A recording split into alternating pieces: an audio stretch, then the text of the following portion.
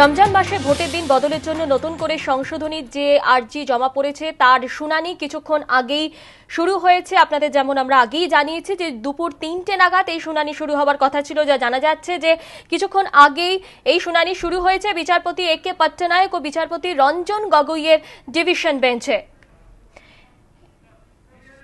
এই মুহূর্তে আমাদের সঙ্গে নয়াদিল্লি থেকে রয়েছেন আমাদের প্রতিনিধি বিজেন্দ্র সিংহ। বিজেন্দ্র, ইতিমধ্যেই যা জানা যাচ্ছে যে শুনানি শুরু হয়েছে।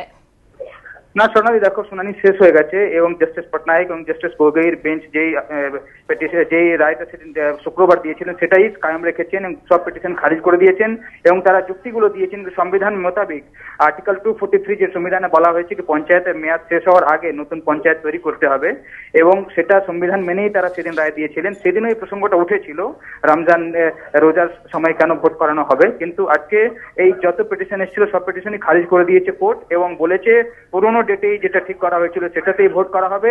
একদিকে মুকুল রোহতগি যে সংখ্যালঘু সংগঠনদের তরফ থেকে তিনি আজকে আবেদন করেছিলেন, অন্যদিকে রাজ্য সরকারের তরফ থেকেও কল্যাণ বন্দ্যোপাধ্যায় বলেন যে তারা এক্সট্রা ফোর্স দিতে প্রস্তুত রয়েছেন, অন্তত 50,000 ফোর্স তারা দেবেন যদি 10 জুলাইয়ের আগে দুটো ফেজ বা কয়েকটা ফেজ করানো যেতে পারে বা 9 আগস্টের পরে ভোট করানো যেতে পারে।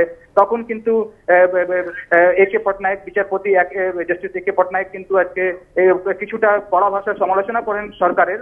তিনি বলেন কি আপনারা যদি চাইতেন ফোর্স দিতে এবং সুষ্ঠুভাবে নির্বাচন করাতে সেক্ষেত্রে আপনারা হাইকোর্টে সেটা করে নিতেন এবং আপনারা ডিলি ডালিং করেছেন হাইকোর্টে, তাই এত দেরি হয়েছে এবং এত দেরি হওয়ার পর আরো যেহেতু পঞ্চায়েতের মেয়াদগুলো মে জুন মাসে শেষ হয়ে গেছে তাই দ্রুত ভোট করানোই সংবিধান মোতাবেক সেটা তাদের এখন দেখতে হবে কি যেন দ্রুত ভোট হয়। তাই যে ডেটগুলো ঠিক হয়েছিল সেই ডেটেই ভোট করানো হবে এবং নতুন করে রিশেডিউলিং হবে না। যে মডিফিকেশনের আবেদনগুলো এসেছিল সব আবেদনই খারিজ করে দিয়েছে সুপ্রিম কোর্ট এবং বলেছে পুরনো শিডিউলেই ভোট করাতে হবে, অর্থাৎ যে 5 দফার ভোট আগে ঠিক করে দিয়েছিল কোর্ট সেটাতেই ভোট হবে এবং কোনো দিনই চেঞ্জ করা যাবে না।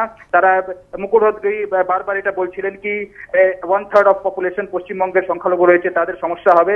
তবে তাকে কোর্ট জানতে চায় যে সংবিধানটা উপরে নাকি রিলিজিয়াস সেন্টিমেন্টটা উপরে, তখন তিনি বলেন সংবিধান উপরে স্যার, কিন্তু আমরা চাইছিলাম কি যদি এটা কনসিডার করা হোক। তখন তিনি বলেন কি আমরাও কিন্তু সহমত কি একটা আপনাদের সমস্যা হতে পারে, তবে সংবিধানটাই সব থেকে উপরে রাখতে হবে। তিনি জাস্টিস পটনায়ক একবার সংবিধানও পড়তে বলেন কি 243 আইনের যে সেকশন রয়েছে সেটা আপনার পড়ুন, তারপরে আপনি নিজেও বুঝতে পারবেন কি কেন জরুরি রয়েছে ভোটটাকে দ্রুত করাতে।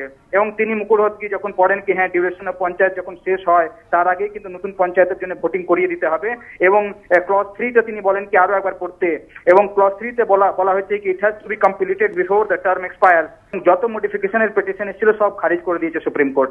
একদিকে রাজ্য সরকারও সেটাতে পার্টি হয়েছিল, মুকুল রোহতগি এসেছিলেন, কংগ্রেসের সংখ্যালঘু সেলের তরফ থেকে আইনজীবী ছিলেন এবং অন্যান্যরাও একই পিটিশন নিয়ে এসেছিলেন কি মডিফিকেশন করা হোক রায়ের, যে শুক্রবার যে রায় দিয়েছে 5 দফা ভোট করানো এবং 11 তারিখ থেকে 25 তারিখে দিন ঠিক করে দিয়েছে সুপ্রিম কোর্ট। সেটাতে মডিফিকেশনের জন্য পিটিশনগুলো নিয়ে আসা হয়েছিল, সব মডিফিকেশনের পিটিশন খারিজ করে দিয়েছে সুপ্রিম কোর্ট এবং সুপ্রিম কোর্ট বলেছে কি এই মুহূর্তে সম্ভব নয় ডেটগুলো চেঞ্জ করা এবং তারা বলেন কি সব থেকে উপরে হলো সংবিধানে বলা হয়েছে আর্টিকেল 243 ক্লজ 3তে কি পূর্ণ পঞ্চায়েতের মেয়াদ শেষ হওয়ার আগেই নতুন পঞ্চায়েতের জন্য ভোট করাতে হবে এবং এই সংবিধান মেনেই তাদেরকে বাধ্য হয়ে তারা এটা এই পদক্ষেপটা নিয়েছেন এবং এটাই সংবিধানটাকে লাগু করাই কিন্তু তাদের দায়িত্ব। আমরা সংবিধান ভায়োলেট করতে পারি না, এটাও জাস্টিস পটনায়ক বলেন।